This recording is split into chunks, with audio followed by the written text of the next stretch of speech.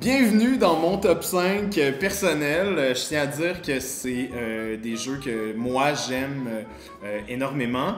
C'est pas le top 5 des meilleurs jeux du monde, c'est vraiment le top 5 de mes jeux favoris. Ce serait ça mon introduction. Mon numéro 5, je l'ai pas avec moi, fait qu'il va y avoir une image qui va apparaître ici.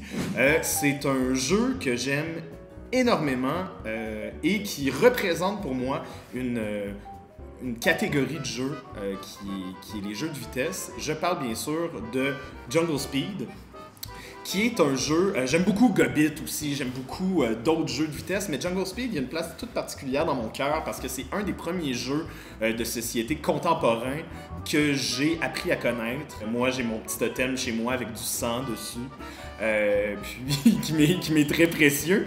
C'est un jeu vraiment très simple, il y a un totem en bois au milieu de la table et on a chacun notre paquet de cartes. On retourne des cartes et quand deux personnes ont le même dessin sur les cartes, on pogne le totem. Et c'est ça que j'aime de Jungle Speed, c'est qu'il n'y a pas d'autres règles vraiment. Donc si deux personnes pognent le totem en même temps, c'est la personne la plus forte qui ramasse le totem. Puis souvent c'est moi. Mon numéro 4, c'est Orléans. C'est un jeu euro. Donc, jusqu'à quelques années passées, j'avais aucune espèce d'idée c'était quoi un jeu euro. C'est pas un jeu super sexy, mais il y a quelque chose dans les pièces, dans les sacs, dans l'argent, dans les différentes... Je sais pas, il y a quelque chose de très jeu de société, justement, de comme... C'est un bel objet. Quand tu joues à un autre euro, tu fais comme... Ah oui, cette mécanique-là, comme dans Orléans. Ah oui, telle autre affaire, mais Orléans le fait mieux. Ah oui, mais tel... Fait que ça devient vraiment une référence. Même si c'est un jeu qui est sorti il n'y a pas si longtemps, 2014-2015, ça file comme un grand-papa jeu, là. Ça file vraiment comme faut que tu ailles jouer à Orléans. Puis j'ai toujours un plaisir incroyable à y retourner. Puis à chaque fois qu'on le met sur la table, je suis comme yay! Mon numéro 3 s'appelle Inish. J'ai beaucoup hésité à le mettre dans mon top 5 de meilleurs jeux.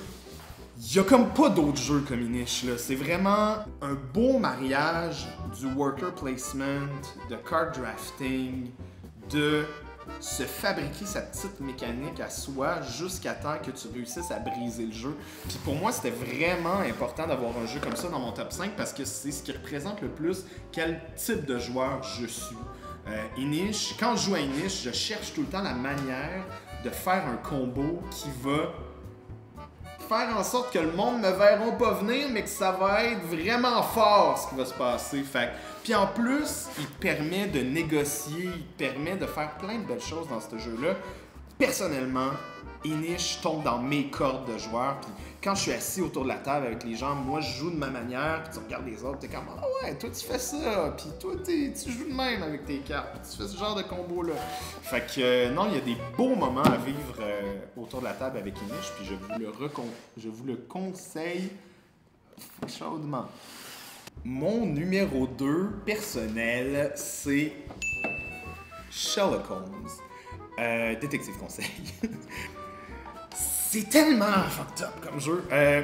J'aime beaucoup les énigmes en général dans la vie. J'aime beaucoup ce genre j'ai envie de dire ce genre de jeu-là, mais il n'y a pas vraiment de jeu comme Détective Conseil, qui est un livre dont vous êtes le héros, très bien écrit, que tu joues en gang aussi. Il y a vraiment quelque chose de très social. Lire une énigme, puis y penser pendant 2 jours, puis avoir mal à la tête, puis le montrer le jeu à d'autres personnes. Puis j'ai vraiment vécu mes gros moments geeks avec Sherlock Holmes Détective Conseil de « Hey, faut que tu joues à ce jeu-là, c'est malade mental. » Puis là, tu l'expliques, tout le monde est comme « Pourquoi c'est le fun? Je comprends pas. » Puis tu joues 3 heures avec la personne, puis elle est comme « Je comprends rien. » Puis à un moment donné, j'ai joué une soirée, j'étais chez nous, on a fait OK, c'est assez, ça fait 3 heures qu'on joue, on arrête ça, puis le lendemain matin, on a recommencé à jouer, puis j'étais allé prendre ma douche, puis je suis sorti de la douche, puis j'ai fait « J'ai trouvé la réponse à l'énigme! » Fait que, tu sais, des affaires de même que tu pensais pas nécessairement vivre, que le genre de thrill qu'un très bon film ou qu'une bonne série peut te faire vivre, Sherlock Holmes en fait partie. Et mon numéro 1 de tous les temps, mon jeu préféré ever, c'est Hive. C'est un tout petit jeu qui joue à deux. C'est genre les échecs, mais pas de plateau. C'est vraiment des pièces, des petites pièces octogonales. C'est vraiment un duel. Tu as quelqu'un devant toi avec les pièces blanches. Toi, tu joues les pièces noires ou vice-versa. Et c'est des insectes qui ont chacun un pouvoir. C'est con comme jeu. Je l'ai expliqué à des enfants de 3 ans. Je l'ai expliqué à du monde sous dans des bars. C'est vraiment le fun. J'aimerais ça avoir un petit Hive sur moi en tout temps. Puis juste rentrer dans l'autobus faire « Hey, toi, ça te tente-tu de jouer à un jeu? » Puis on joue comme ça. C'est ça le feeling de Hive.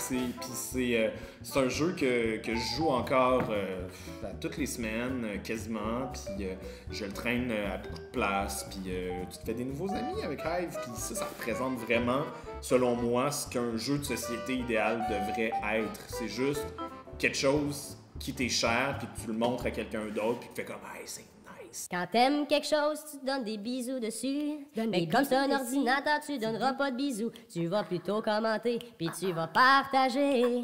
Oh oui, partager, partager, partager. C'est la leçon de Jésus! Randolph, t'as tout pour jouer.